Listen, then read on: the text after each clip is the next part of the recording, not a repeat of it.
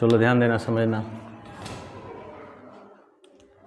सदिश योग का गुण, सदिश योग का गुण, इसी से सारा सवाल सब बनता भी है। पहला गुण देखो क्या है, यह क्रम विनिमय नियम का पालन करता है। क्रम विनिमय, कोई भी राशि है, दो राशि को किसी भी क्रम में जोड़ेंगे तो उसका मान क्या होगा, बराबर होगा। ठीक है, यानी देख लो हम ए को बी के साथ जोड़ रहे हैं या बी को ए से, इसी को बोलते हैं क्रम बदल देना। क्रम बदलने का मतलब किसी भी क्रम में जोड़ेंगे, पहले हम किसको रखे हैं और उसमें पहले किसको रखे हैं, यानी क्रम बदल गया।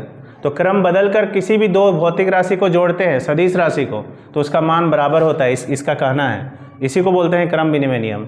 सहचर्य नियम क्या होता है, सहचर्य नियम दो में लागू नहीं होता है, दो से ज़्यादा में। ठीक है, तो दो से ज़्यादा कट हो यहाँ पे तीन ठो, तीन ठो को कैसे, सहचर्य नियम में क्या नियम है, नियम यह है कि अगर तीन राशियों को अलग अलग समूह बनाकर जोड़ा जाए तो मान समान प्राप्त होता है, इसी को कहते हैं सहचर्य नियम। देखो अलग अलग समूह बनाए हैं, बी और सी को रखे हैं ग्रुप, मैंने ये ब्रैकेट देने का क्या मतलब, समूह बनाना।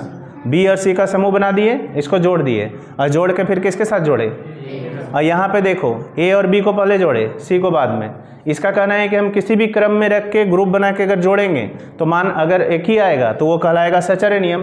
तो इसका मतलब कि सदिश योग का जो नियम है, सदिश योग का जो गुण है, उसमें ये दूसरा गुण क्या है कि यह सहचर्य नियम का पालन करता है। तीसरा बंटन नियम, बंटन नियम होता है बंटवारा वाला। जैसे लैम्डा को देखो, ये लैम्डा कहलाता है, इसका नाम क्या है, लैम्डा। ये लैम्डा जो है, ऐसे लैम्डा हम लोग भौतिकी में तरंग दैर्ध्य को सूचित करते हैं, लेकिन यहाँ पे केवल एक राशि के रूप में रखा गया है, अदिश संख्या के रूप में।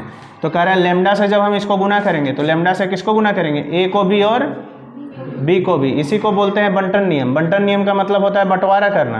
तो इसको क्या किए, दोनों में बराबर बराबर बांट दिए, तो इसलिए नाम है बंटन नियम। ठीक है, अब शून्य सदिश क्या है, तो शून्य सदिश का मैं आंसर याद रखना है, बहुत आसान है कि वह सदिश जिसका परिमाण क्या होना चाहिए, शून्य, और दिशा का कोई औचित्य नहीं होना चाहिए। दिशा का औचित्य मतलब किस दिशा में जाएगा इसका डायरेक्शन निश्चित नहीं है, तो ऐसा सदिश कहलाता है शून्य सदिश। इसका विशेषता इंपॉर्टेंट है, पहला क्या है कि इसका परिमाण क्या होता है, शून्य। दूसरा, किसी सदिश में अगर हम शून्य सदिश को जोड़ेंगे या घटाएंगे तो उसका मान नहीं बदलेगा।